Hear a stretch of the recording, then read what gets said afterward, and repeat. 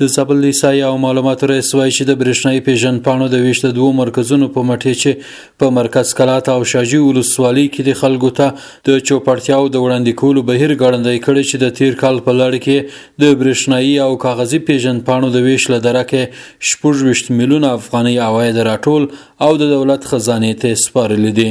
نوموړی زیاتوي چې د تیر کال په جریان کې 46,000 برېښنایي او 20,000 کاغذي پیژندپاڼې ویشلي او لا هم هڅه کوي چې په دې برخه کې لا ډېرې اسانتیاوې رامنځته کړي.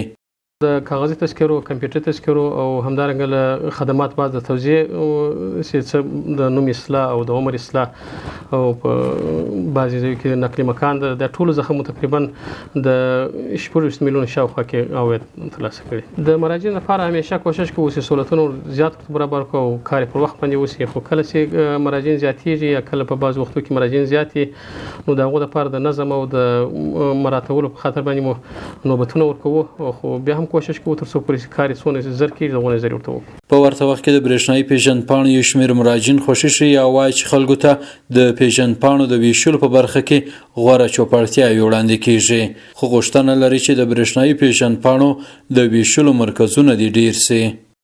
الحمدلله ډېر خوشحاله یو. نن د تذکرو ریاست راغلی یم، انشاءالله کارونه پر مخ سره روان دي.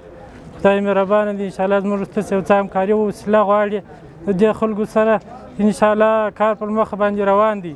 د تذکرو په ریاست کې ډېره اساني ده. اوس موږ ډېر جن خوشحاله یو.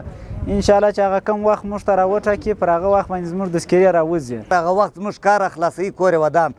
موږ د دې صدا غوښتنه لرو چې هرې ولسوالۍ ته دغه مرکزونه دی واستي، موږ ته هلته خپلې تذکرې راکول کېږي، زموږ اولادو ته، زموږ ورونو ته، زموږ قریبانو ته اساني جوړه شي. د یادونې وړ ده چې د دې ولایت مسؤلین هڅه کوي تر څو په هره برخه کې خلکو ته ګڼې اسانتیاوې رامنځته کړي.